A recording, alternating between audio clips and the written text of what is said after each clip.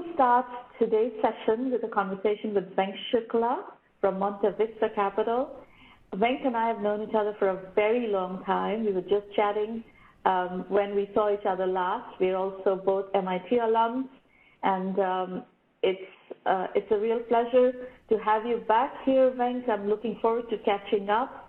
I think we last had you over at this forum when you were just about launching Monta Vista Capital, and you were still, I think, running Thai Angels. Does that ring a bell?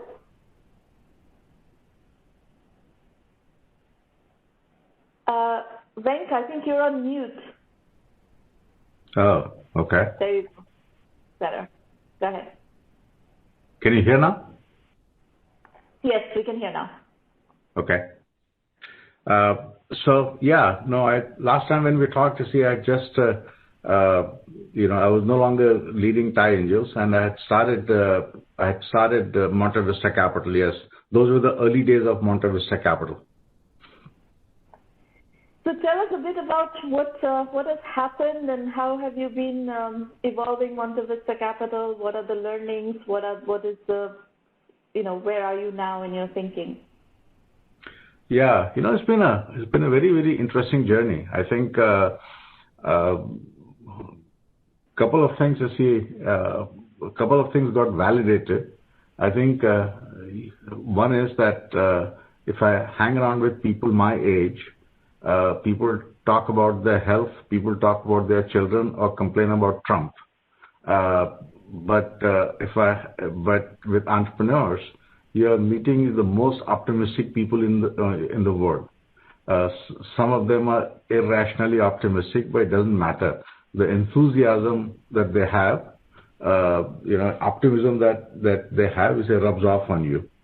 And the second thing is that I liked about being a VC is that everyone who comes to us is an expert in some area, and they patiently teach you what they know. So I found that if you are intellectually curious, this is the fastest way of learning about a whole lot of things in the world. And I found that to be a very, very enlightening kind of a part of being a VC. And the third one that I found, to my own surprise, was that I actually add value. I mean, I think the fact that I've been a serial entrepreneur and I've been involved in so many different companies, I think does give some perspective that entrepreneurs find very helpful. Sometimes you take what you know for granted, and only when you interact with others to see when they give you that feedback that they found that valuable, you realize that you are adding some value. And so that has been, a very, very, very, very interesting part of the journey. And the fourth one is really that the key thing learning for me has been that it teaches you really humility. You think that when you invest in something, you're investing with conviction, of course. But what happens to the company over the years, every time is a very unique, and every time is a very novel experience. And it's very hard, for as a VC to really predict, the future course of action. I mean, it's like a 6-digit lottery number, and as an experienced VC, you probably know 1 or 2 digits. The other 4 digits are still a mystery. Yeah. I echo a lot of what you're saying because we see so many companies. It's been an incredible learning experience for me too, and it's on a weekly basis we get an opportunity to work with so many companies from so many different market segments, and also we have the media side of 1Mby1M, where we also learn from entrepreneurs and what they're doing and so forth. That is probably one of my favorite parts of my journey is just the structure that I have in 1Mby1M that exposes me to so much, and and I am very intellectually curious, and I'm kind of like a sponge, and I feel very humble how little I know about all these different segments that we are working with. But at the same time, there are methodology elements that we have come up with in doing this for such a long time that apply to a lot of different scenarios. So we have, different kinds of playbooks that we have come up with. And if you're doing something in this kind of a business model in, let's say you're doing B2B selling to small businesses, there's a playbook for that. If you're doing B2B selling to enterprises, there's a playbook for that. If you're doing B2C transaction revenue, there's a playbook for that, stuff like that. And it's been really interesting. The value addition is more this knowledge of the playbooks and the, more predictable steps. And then there is the market that always surprises. So yeah, great. if you have a playbook for VCs, please share it with me. Well, we can talk about some of that. We've seen, of course, now we've talked to, several hundred VCs who have been doing, smaller funds and interested in early stage. So we have learned quite a bit, and we can talk about some of that today. Let's start though with where you are investing right now, for our audience to understand your investment thesis and, what size fund, what size checks do you want to write, what kind of validation do you want to see before you're willing to write a check? So, we invest in B2B. We typically invest, in our backyard, which is Northern California. And we typically write, check of, $1 million. It could be smaller if there is if they have other investors in the mix, or it could be as high as $1.5 million. And in terms of stage, it could be just 1 or 2% with an idea, with nothing there. We have found that we tend to be pretty unusual in that regard, that we don't, that if we like the idea, if we like the founder, even if it's just a glint in the eye of the founder, we are willing to write a check.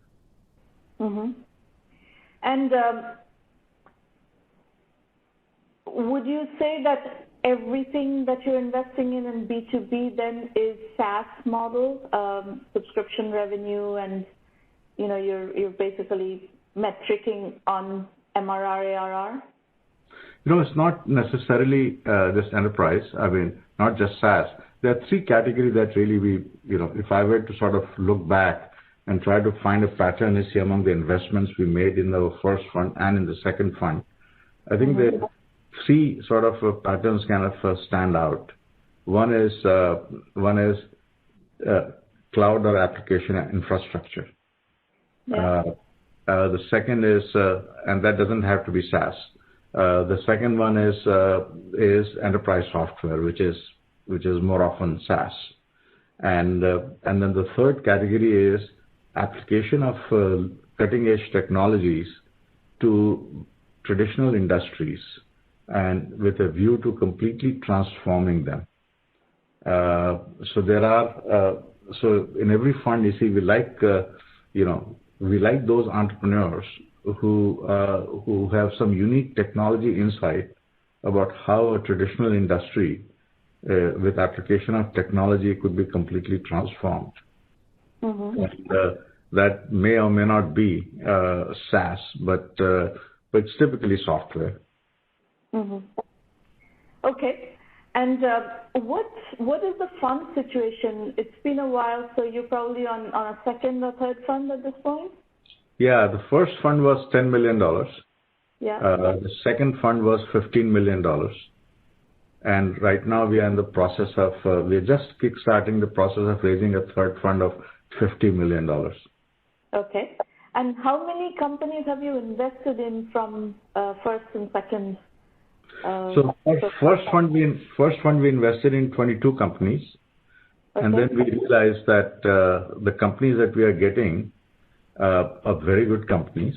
So we don't need to So we should take a more concentrated position because our operating philosophy is to work very closely with the entrepreneurs. Yeah. So we decided that we don't need to invest in so many companies. All that we need to do is put more money in a smaller number of companies. So the second fund is we have invested only in 13 companies, even though the fund was 50% bigger.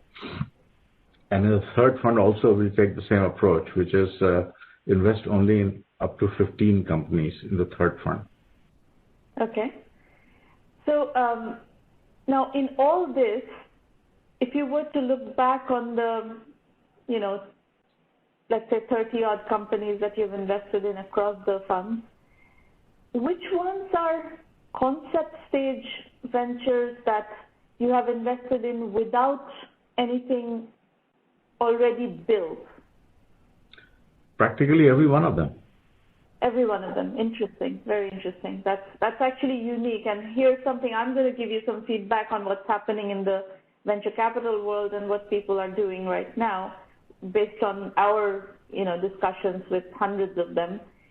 There's a lot of money available for companies that are doing some level of validation work and ideally generating some level of traction. So, people vary their investment thesis. So, the early stage has splintered into pre-seed, seed, post-seed, pre-Series A, small Series A, large Series A. And in that spectrum, there are people who are investing in, companies with a 15 million ARR, MRR if you're doing SaaS.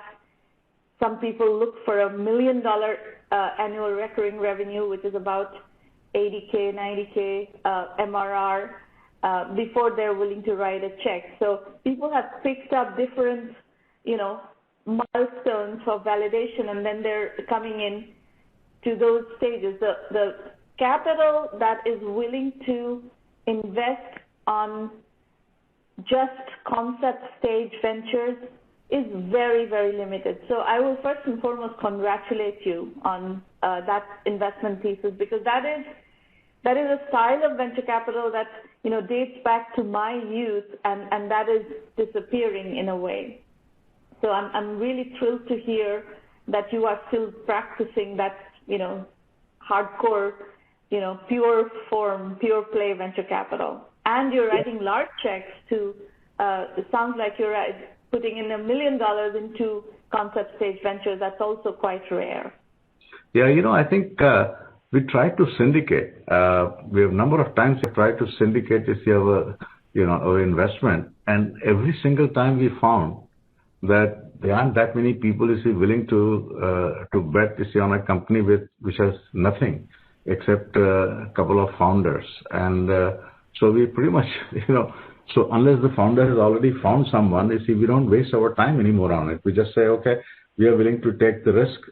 We know that $1 million is not going to get you very far. It will certainly not prepare you for Series A, but at least it will get you maybe far enough so that someone else may want to invest at that stage, and we are willing to take that risk that you may not get it and we'll have to be shut down. Right. So now, in that context, you already have a question from the audience, and I was about to ask you the same question as geography. Are these all Silicon Valley companies? Yeah. I think that's one lesson that we learned, that, our style is such that we like to, we like to help companies, with, we like to interview, the first employees. We like to, help them, think through in terms of the strategy and the product market fit, and a lot of things that impact on culture. The first 50, 100 decisions that founders make, essentially, puts the foundation of the company, and we want to be involved in those kind of conversations. So we found that that physical proximity makes a difference. Now, if this virtual way of meeting continues forever, then the justification for investing only in Northern California would go away. but looks like this physical thing is is not that far away. Another couple of quarters, we might still be able to meet for coffee. What I find is that if physical proximity allows us to sort of structured or unstructured kind of a drop-in conversations, and that gives us a better insight into the same time zone. We have standard kind of a policy that anyone that we invest in has a right to talk to us anytime they need to. So it doesn't matter if it's 11 o'clock at night, if it's weekend, it's a holiday. I think if they think that it's important, they should just call. And with time zone, it becomes very difficult. Yeah. And do you still maintain some of the, you've worked a lot in the India-US corridor. Do your companies tend to have an India, back end as they scale? It's not it's not given. It's not mandated. I think different companies are making different trade-offs.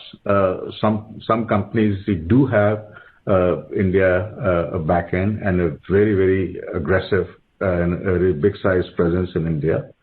But a lot of others don't. They are just, some of them are purely Silicon Valley based. Some of them have Eastern European employees. Some of them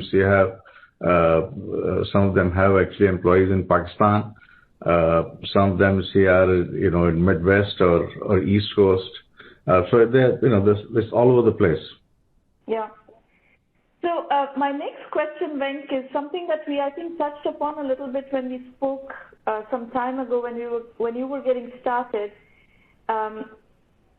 So in the fund strategies, one of the things we are seeing is there is a class of funds that are still focused on finding unicorns. So they are looking for the very large billion-dollar market opportunities and very fast growth, building very fast growth companies and the traditional venture capital model. But there are 1,000 micro VCs out there right now, very small funds that are also some of them are working in the mode that they will do the early stage, and some of them are looking for an early exit at a sub 50 million range. Some of them are doing maybe 2 or 3 years and then selling their stakes into the latter rounds, the larger rounds. Let's say if there's a large Series B or Series C going on, and they're exiting into that. So how has your thinking evolved on that? Are you still focused purely on unicorns? I would say no. I mean, well, first of all, in the first fund, we have, out of 20 companies that we invested in, 2 of them are already unicorns. Third one is on its way, and I'm keeping my fingers crossed. I think there will be a 4th unicorn also in the fund. So okay. As the hit rate goes of unicorns, I think somebody told me that the best fund in the history of venture capital, which is Sequoia, has a 5% unicorn hit rate. We are already at about 15% and may go to 20%. So we have done very well. Having said that, that's not how we look at it at all. I think our approach really is to look at founder market fit. Our approach is to look at how unique the insight that the founders have, and whether the market is really big or not. One thing that we don't want to do, we have learned, is that investing in small markets and betting on small outcomes is not any less risky than betting on big markets and big ambitions.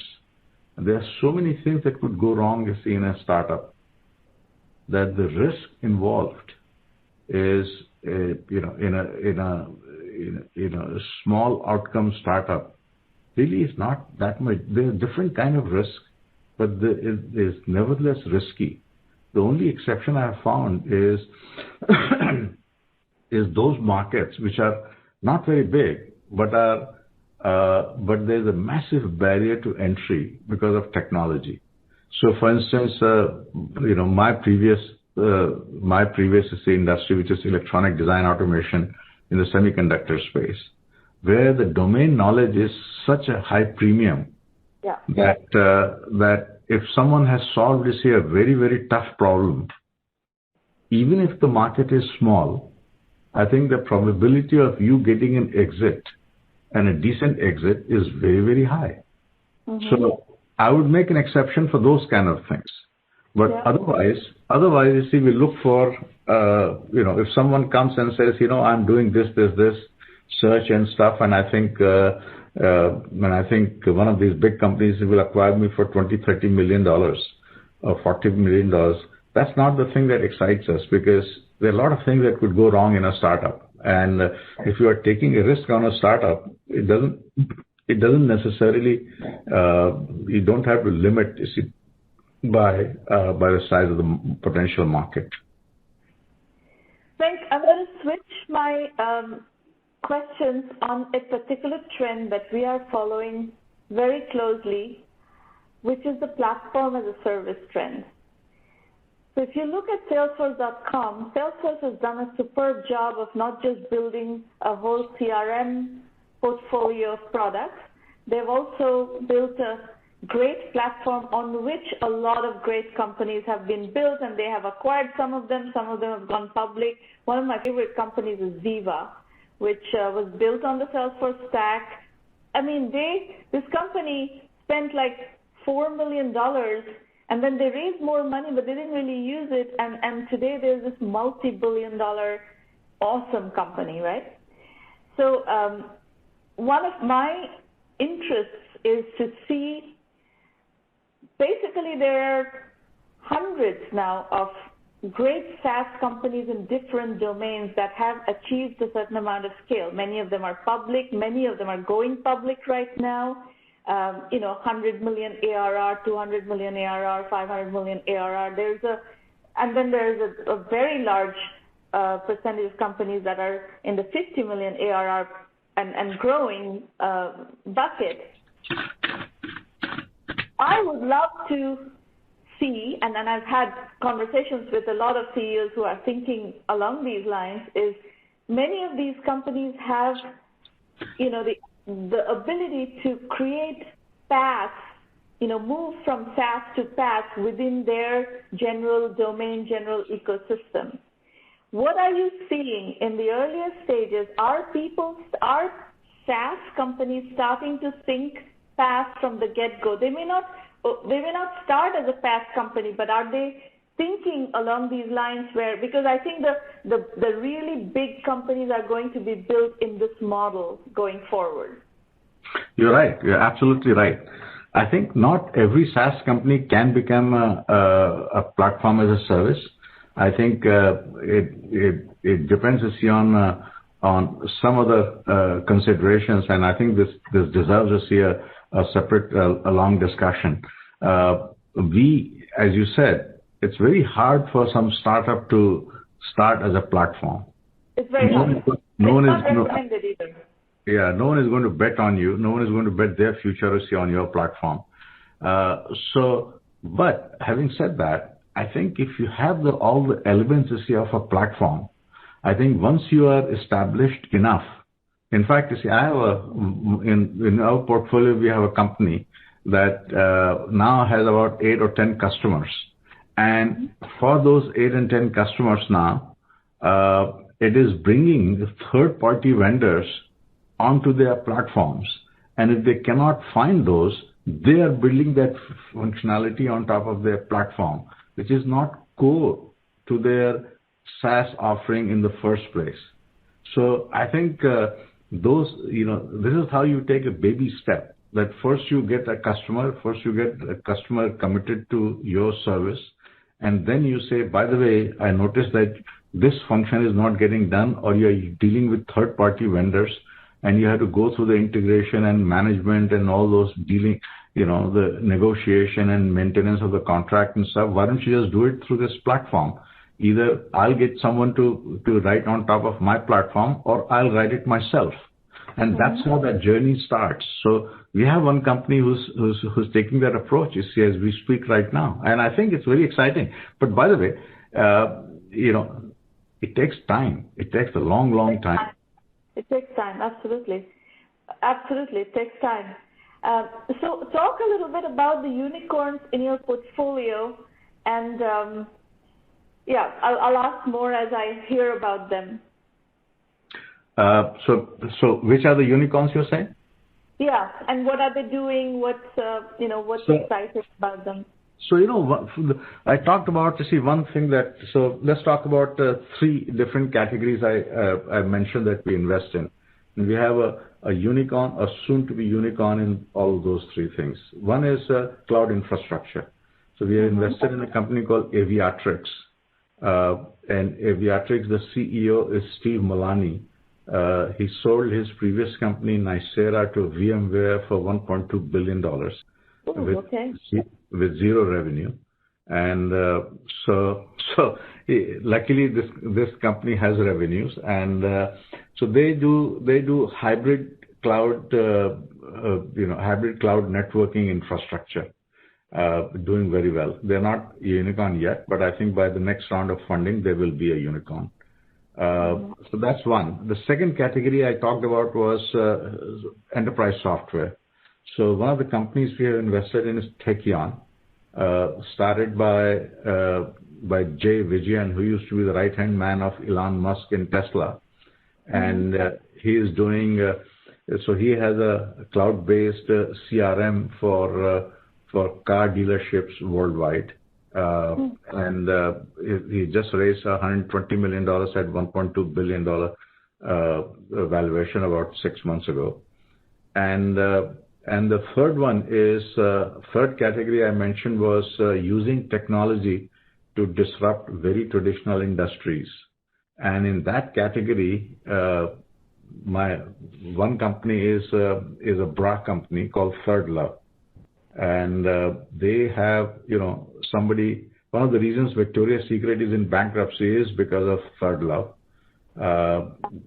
Direct to consumer kind of a thing.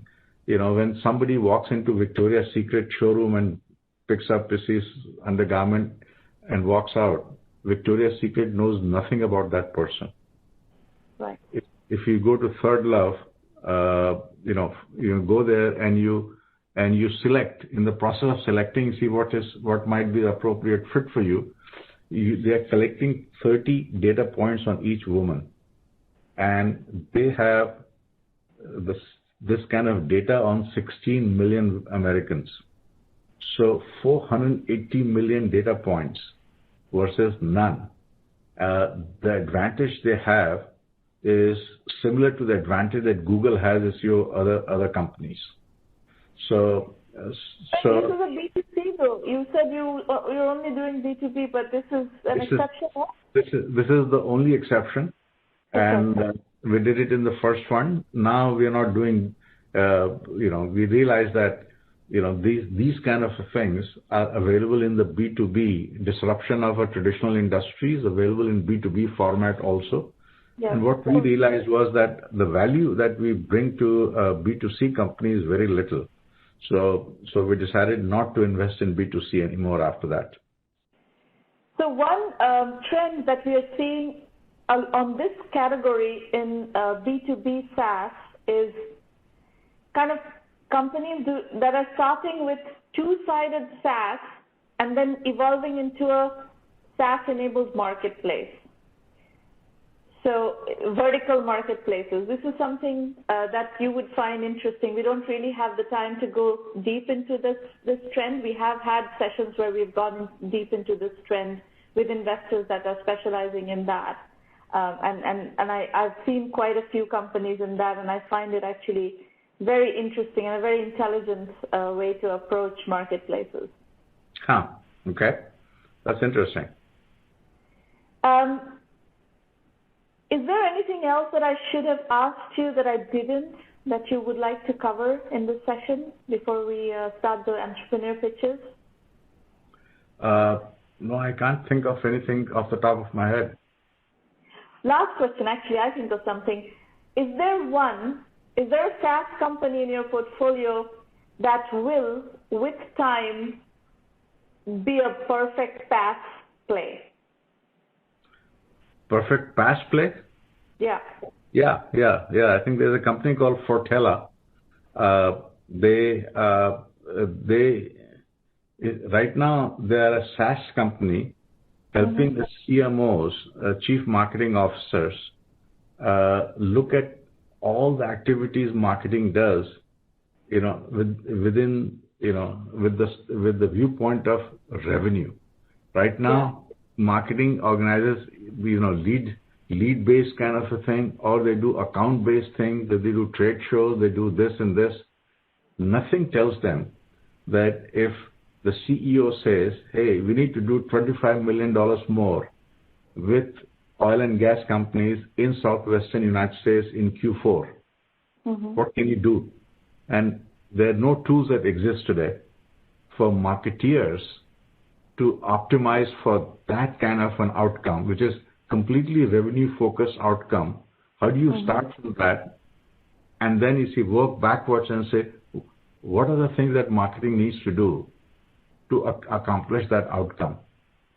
So that's their core offering today. But in the process, they have to build a massive data platform that can take Mercato, Salesforce, Anaplan, all of those kind of different tools that exist to get data from all of them. And in the process, they discovered that all these 20, 30 marketing technology tools, they're all point tools. They all need to get their data from one of these underlying, of record. So why not spare the companies from all that one by one kind of negotiation and integration, and instead just have a platform play? Interesting, very interesting. And how far along is this company? They are still young. They still have not even raised Series A, but they have about 10, 12 customers, including some big ones like Nokia, BMC, and TIBCO, and all those kind of things. So we are pretty bullish about them. And this sounds like it's a large enterprise sale, right? So it's a $1 million kind of per customer revenue, yeah? Not really. No. It's not that. It is enterprise, but it is. But the entering footprint is very, very small. I think it's somewhere between 50 to 100K, and then they keep adding. You say this service and that service, and that's how the footprint gets bigger. Okay, very interesting. We do these. We have a lot of media activity, and we do very detailed stories. So one of the thresholds we have is $5 million in annual revenue.